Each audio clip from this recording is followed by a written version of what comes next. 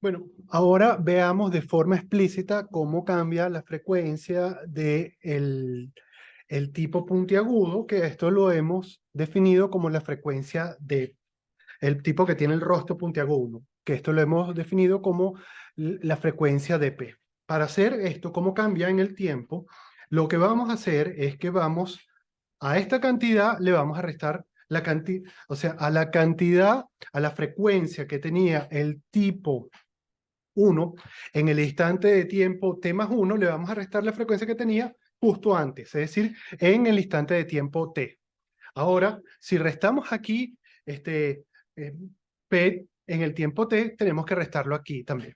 Ahora, esta diferencia que está aquí, ¿verdad? Ustedes saben que nosotros a este tipo de diferencias las llamamos delta, y en este caso, delta p.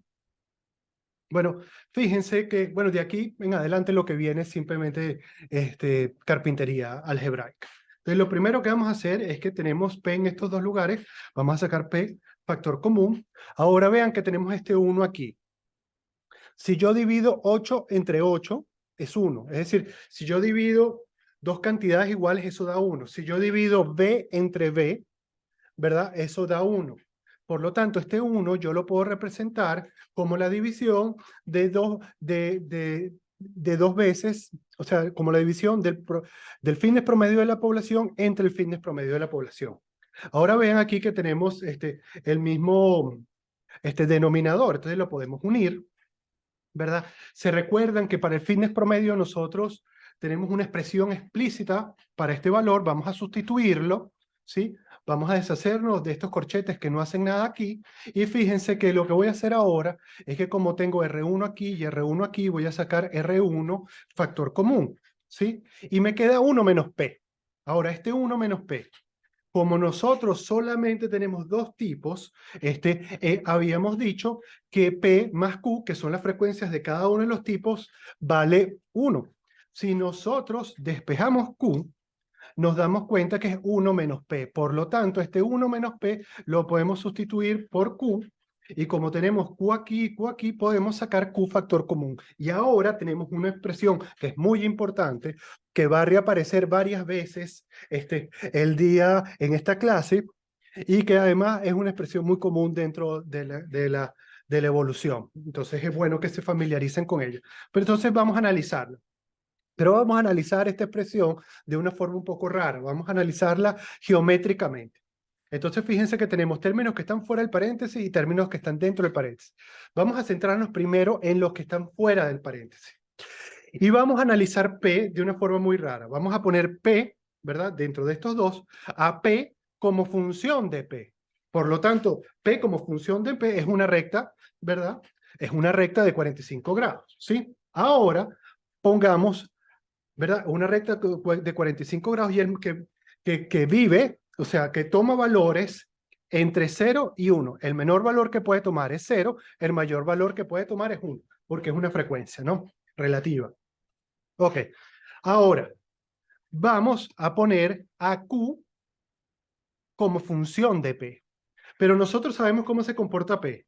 P se comporta así. Y dado que existe esta ligadura, esta relación entre P y Q, nosotros sabemos que si P aumenta, esto involucra necesariamente que Q disminuye. Por lo tanto, la función de Q en función de P es esto que está aquí. Entonces, nosotros lo que tenemos son dos rectas, ¿verdad? Graficándolo todo, ¿verdad? O sea, poniendo tanto P como Q, tenemos dos rectas que tienen un signo, que tienen pendientes con signos diferentes. Es decir, esto que está aquí es el producto de dos rectas que tienen pendientes diferentes. Y eso es una parábola, ¿verdad? Entonces, esta primera parte de aquí nos da una parábola. Ahora,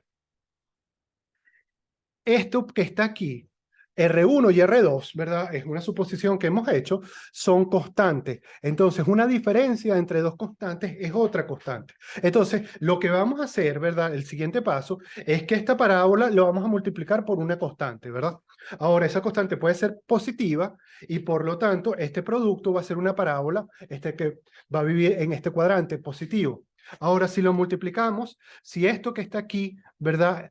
Es negativo, Entonces, lo que estaríamos es multiplicando la parábola por un número negativo y sería una parábola que vive en este cuadrante, sería una parábola que tuviera valores negativos. En el ejemplo que estamos tratando, ¿verdad? Hemos dicho que estamos suponiendo que el fitness del organismo que tiene el rostro puntiagudo es mayor al que lo tiene Romo. Por lo tanto, esto que está aquí es positivo, ¿no?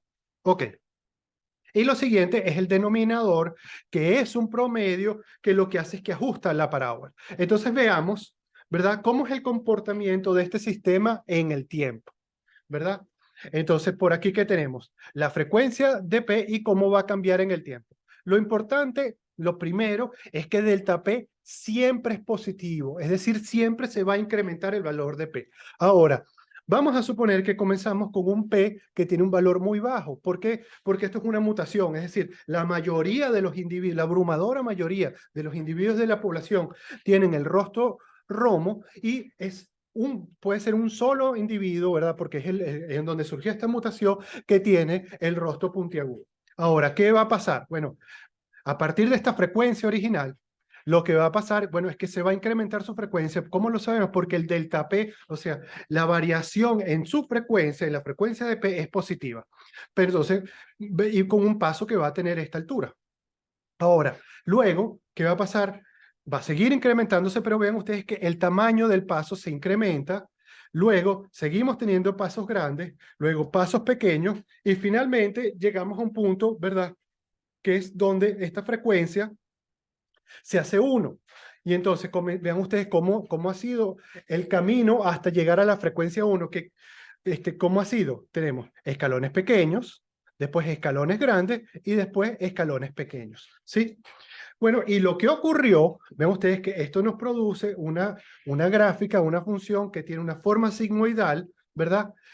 Y entonces vemos que a partir de una baja frecuencia, lo que ocurrió es que fue incrementándose su frecuencia de esta forma sigmoidal, pero eso involucra, porque como sabemos que P más Q es 1, eso involucra qué es lo que va a pasar con la frecuencia del tipo que era el más abundante en la población, ¿verdad? Dado esta restricción, va a caer de esta forma. Y entonces nosotros lo que tenemos es que ahora todos los individuos de la población son del tipo 1, ¿sí? Es decir, se transformó la morfología de los individuos de la población, ¿verdad? Cambiándose a un diseño que es más eficiente en términos de fitness, y esto es lo que vemos, es cómo surge un diseño sin un diseñador. Y todo esto está ocurriendo sin la necesidad de invocar sangrientas metáforas de la lucha por la existencia. Vean ustedes que todo eso es completamente innecesario para entender el funcionamiento del mecanismo central que produce adaptaciones. De hecho, el único mecanismo que produce adaptaciones en la biología, que es la selección natural, que vamos a definirla como la proliferación preferencial de entidades provistas de reproducción, y ya sabemos lo que eso significa en biología, que estén en colectivos que tengan variación. Bueno, ok, pero este ha sido un ejemplo un poco abstracto. ¿Qué tal si el ejemplo se tratase de que hay dos variables de bacterias? Y que estas variables de bacterias se encuentren en un medio rico en antibióticos, y que una de esas variantes sea resistente. Bueno, lo que vamos a observar es que la variante que es resistente, ¿verdad? Va a ir cada vez a los antibióticos y que se encuentre en un medio rico en antibióticos, va a ir cada vez incrementando su frecuencia y la otra va a desaparecer. Esa es la forma como surge la resistencia, por ejemplo, en ambientes ricos en antibióticos como pueden ser los hospitales. Y eso es un problema mayor, como sabemos, de salud pública. Pero además, esto, ¿verdad? Que ven ustedes que esto que está aquí partiendo de esta ecuación, ¿verdad? Que la transformamos en esto y que todo esto lo construimos a partir de ideas muy básicas de las componentes directas del fitness, ¿verdad? Que todo se reduce en que, para el ejemplo concreto, en que hay un tipo que tiene mayor fitness que otro, ¿verdad? Todo esto a partir de principios básicos, de proposiciones fundamentales, nos permite entender cosas del mundo real. Como por ejemplo, lo que acabamos de observar en la pandemia del COVID, cómo unas variantes que estaban en altísima frecuencia son sustituidas por otras, y eso se debe a que esas nuevas variantes tienen mayor fitness, y entonces eso que ocurre, ¿verdad? Ese cambio de una variante por otra y todos los otros ejemplos que hemos visto ahorita, ¿verdad? Es lo que se conoce como una barrida selectiva.